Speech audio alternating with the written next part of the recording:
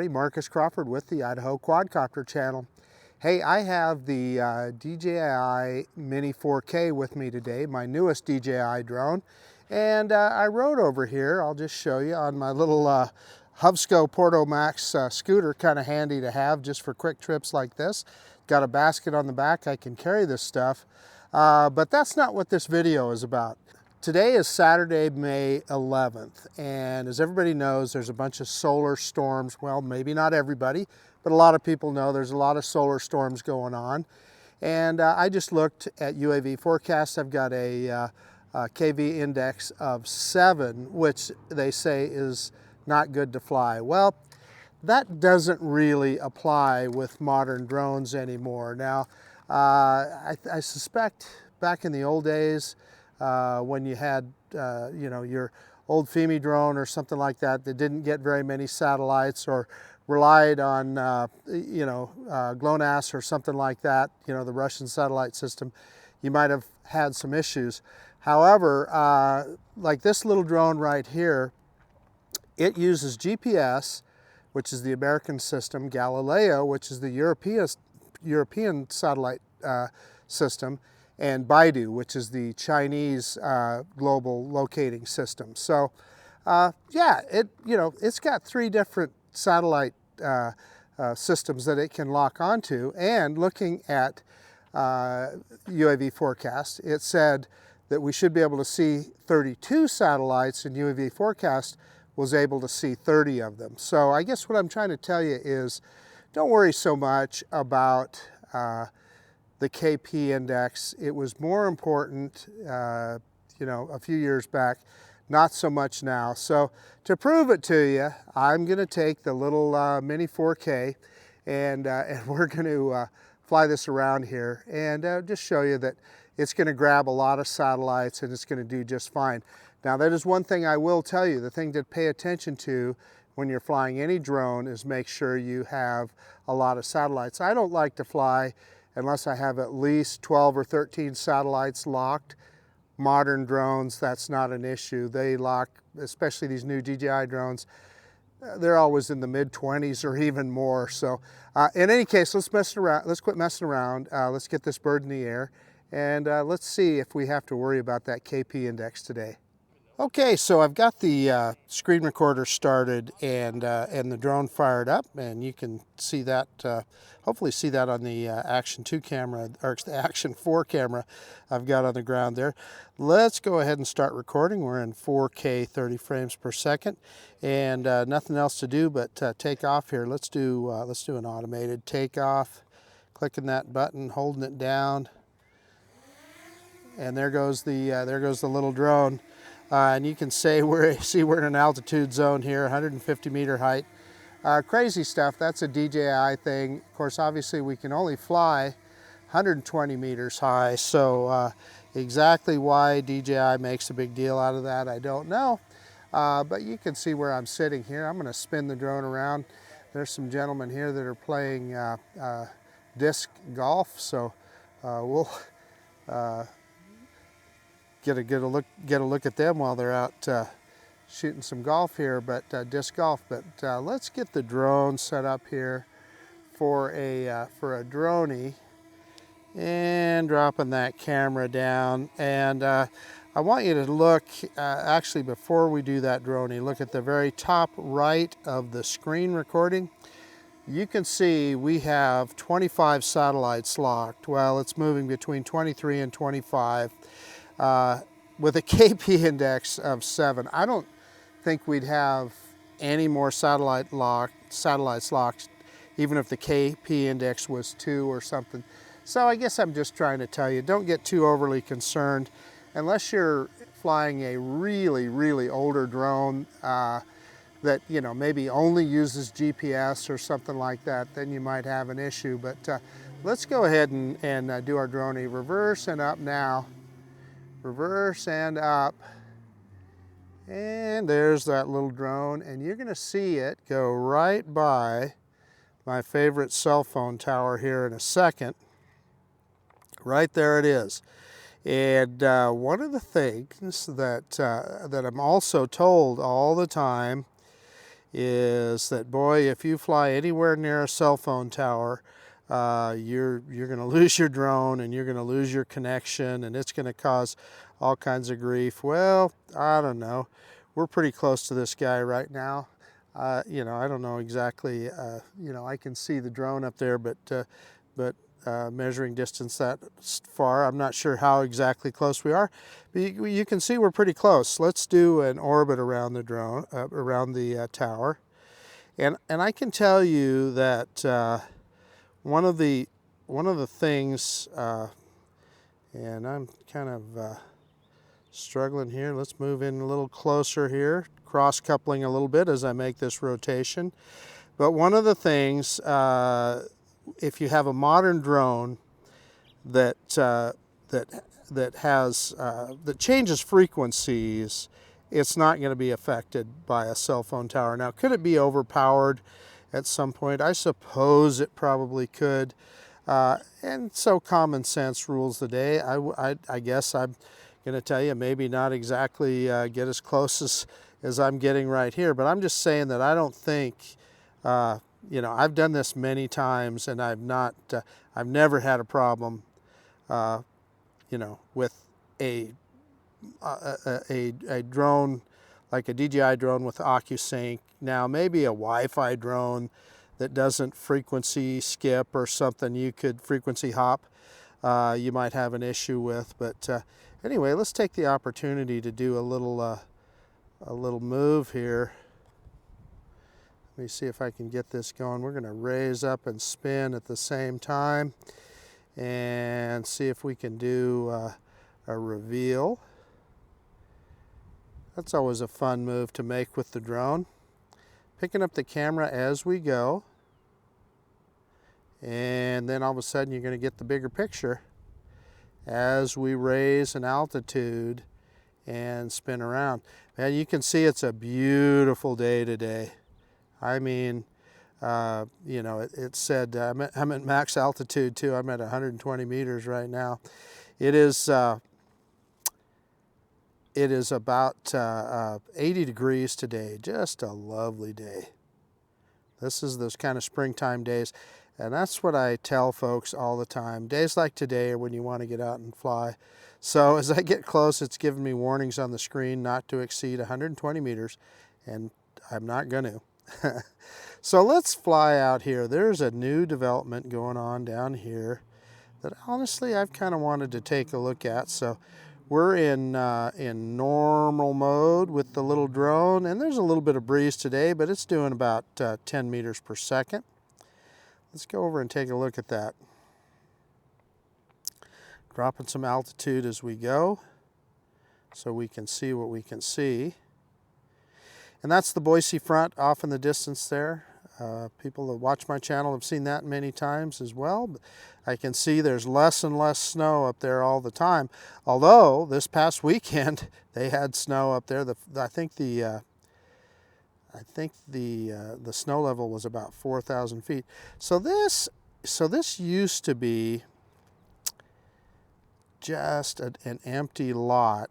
But if you look, and even in front of it here, where all those apartments are, it was empty. But you see this big house and shop and so forth right here. I don't know who lives there, and we're not going to get any lower. We don't want to bug them, but evidently I have a feeling that they owned all this property and then developed it. So you got these, when I was talking about apartments, excuse me, those are off to the right. These are single family homes right here. So evidently they developed this property for some single family homes, which more power to them. And it looks like the same thing is going on behind them. But if you look at access, it is all from this street right over here. And I can't remember the name of the street, but boy, there used to be nobody out here. And now with all these apartments and everything, it gets busy. And that's a little shopping center. There's a Kohl's and a Dick's Sporting Goods, etc. right there. Panera Bread and a few other things. But it's, you know, this was all just an empty lot just a few short years ago. It is amazing to me. In fact, all of this was. all of this development that you're looking at right here, when oh gosh, probably 10 or 12 years ago, these were just empty lots, and it was farmland. But you know, development happens, and it's good. I mean, there's, you know, as people come, you have to have facilities and services for everybody. So, not a bad thing. Now, as you can see, we're up to 27 satellites now, so we're not having any problem. That KP of 7, I'm just telling you, if you're flying a modern drone, it is essentially meaningless. Essentially meaningless. So let's bring it back to us here. If we take the direct line of flight, and you can see that on the attitude indicator in the bottom left, I've got the drone pointed directly back to where I'm standing with the controller. So we're taking the most direct route. And you see the school off in the distance there. Let's throw it into sport mode. I was going to warn you, in sport mode, yeah, and it does the old gimbal kick on the little Mini. It can't point that camera up high enough, so it kicks the gimbal down. Completely understandable. But look at that. That gets us up to, I think this thing has a top speed of 16 meters per second. We got some wind, so I don't think we're going to get that much. Yeah, we're about 12 meters per second now. But almost back to us. Anyway, I guess what I was trying to tell you is you point that arrow back at where it shows you are with the controller, and you know, you can use return to home. I like using return to home. It's kind of fun, but you don't really need it. You can always know exactly where your drone is at, and you can do the same thing. And you know what? Just for a second there, I got a flash on the screen that said GPS signal weak. So, but it's still showing 26 satellites. That was kind of interesting. Just wanted to point that out. I want to be perfectly honest with you. I don't know why it would say GPS signal weak with that many satellites, but it did. So the drone is right over the top of me now.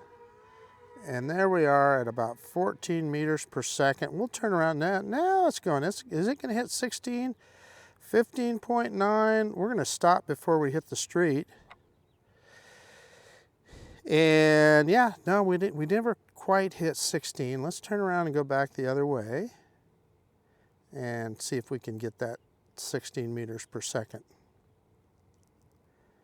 The advertised top speed for the little Mini 4K. Let's go. So full throttle, 12, 13, 14, 15 meters per second. 15.789. Is it going to hit 60? Yeah, we hit 16 there for just a second. And boy, I'm watching the drone. Man, it is flying through the sky. Oh, that's fun to watch. Whoop, didn't mean to spin around that fast. Sorry, folks. Okie dokie. Let's bring this guy down. I'm going to go back into normal mode. That'll help my help get rid of those quick yaws. And those guys that were playing disc golf are long gone. But let's bring this guy in. I think we ought to try some of the features. I'm going to get out and stand in the sun because it may not be able to see me very well if I don't. And I don't know how low the drone can be, but you know what I was going to do was I was going to do a quick shot. So let's stop recording. And let's go into that, clicking on that little film strip. Maybe, there we go, clicking on quick shots. And so yeah, it's got a plus on me, so we'll click on that. So it's got me, and it's got a droney here. Let's kick that droney out a ways. let's go a 50-meter droney, which is, trust me, that's plenty for a droney. Almost and it's counting down here, and it'll start, and off it goes. And it'll start slow, and it'll speed up as it goes, and do an automated droney. Now,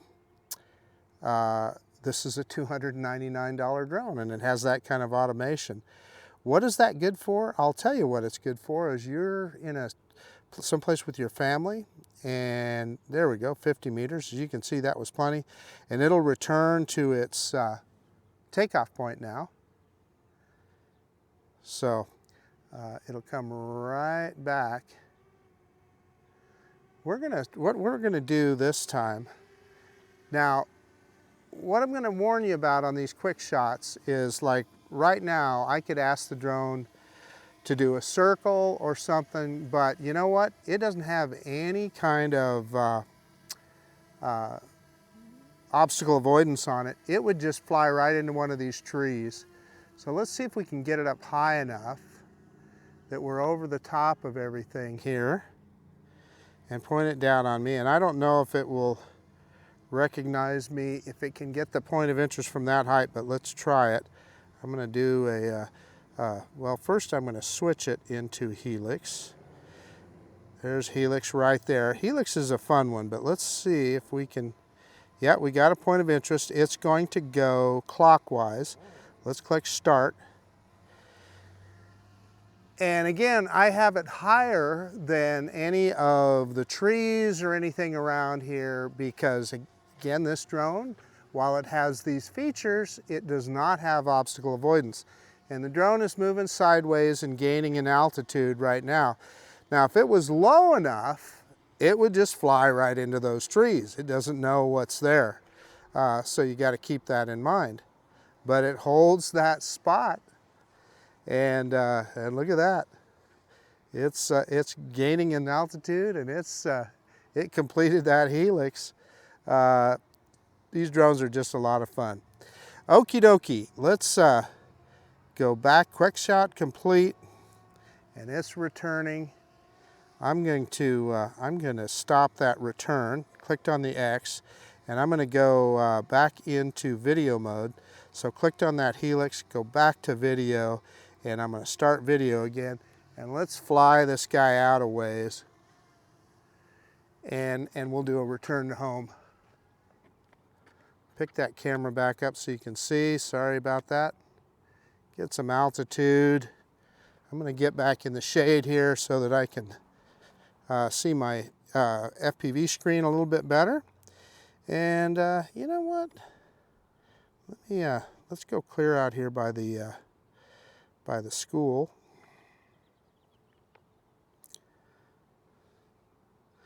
And get you another look at the Boise front there, picking up the camera, getting the Boise front there. So let's hit return to home. I'm going to do it on the controller. And you'll see the drone take that command and head right back to us. Now, again, I'm going to tell you, return to home is an automated flight. This drone does not have obstacle avoidance. So for instance, like the cell phone tower right there, if it was lower, it wouldn't see that thing, and it would it could potentially hit it. So you got to make sure you set your return to home height high enough that it's going to miss. And I'm dropping that camera straight down so we can see where it's going to land. And yeah, I still see I've got my well, I'm going to hold the action camera up and see if we can get a picture of the drone coming down here. There it is. And I don't know, it's gonna be, is it gonna, yeah, it's all right. I just didn't want it to land on the curb or something like that. But there's the little drone right there, and it'll pick up the camera on the drone as it comes down there. It just did. And no, it doesn't want to land, so it says, I'm trying to hold the camera and the controller at the same time. So anyway, we're going to click OK, and I'm going to pull the stick down, put it in landing mode. And there it goes on the ground. And it's giving me a message here. Firmware versions do not match, so that's odd. but I'll check that out. But anyway, let me get everything shut down and we'll do a quick conclusion. Hey, okay, the DJI Mini 4K, as it's called. Essentially, it's the Mini 2 drone without the little light on the front of in the nose of the drone. Great flying little piece, but it kind of proved my point today. KP index, don't get overwrought about it. You know, make sure you've got enough satellites. Now I want to acknowledge, I did get a warning on the screen for just a second there that said something about weak satellite signal or weak GPS signal or something like that. However, we had a ton of satellites locked, so, and you know, we never had any issues with the drone whatsoever. It flew perfectly. The other thing is with regard to cell phone towers, yeah, no, I'm not going to recommend you land your drone on top of a cell phone tower, but with modern drones, with frequency hopping, etc., your drone is going to be just fine flying with a cell phone tower in your vicinity. So anyway, that's about it. This is Marcus Crawford with the Idaho Quadcopter channel out, and if you like this kind of content, please consider subscribing to my channel. Most of all, I appreciate you taking the time to look at this video. And yeah, of course, I'll see you on the next one. In the meantime, I'm going to get on my little scooter and ride around a little bit. See you guys later. Bye.